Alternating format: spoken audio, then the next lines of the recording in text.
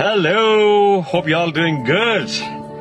ఈ మధ్య వినిపిస్తుంది అగైన్ బిగ్ బాస్ అగ్ని పరీక్ష అని. సో సీజన్ 9 స్టార్ట్ అవబోతుంది కాబట్టి సో అంతా బాగుంది. అగ్ని పరీక్ష బాగుంది, కామనర్స్ ని మళ్ళీ ఇన్వైట్ చేయడం బాగుంది, వాళ్ళందరినీ రోడీస్ టైప్ లో మళ్ళీ ఆడిషన్ చేసి బెస్ట్ కామనర్ ని హౌస్ లోకి పంపించడం కూడా బాగుంది. అంతా బాగుంది, everything is good. But judges విషయంలోనే కొంచెం అటు ఇటుగా ఉంది.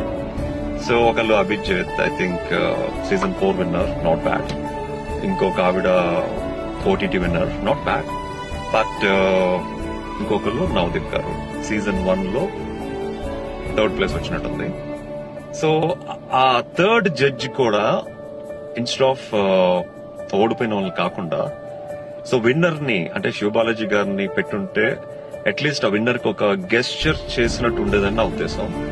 సో ఇంకా మన విషయానికి వస్తే ఇంకేముంది, మనది పెద్ద కాంట్రవర్షియల్ సీజన్ కాబట్టి సో ఒక ఇష్టం లేని అంటే బేసిక్ గా ఒక టీమ్ కి ఇష్టం లేని ఒక కంటెస్టెంట్ ని గెలిపించాల్సి వచ్చింది కాబట్టి గెలిపించారు.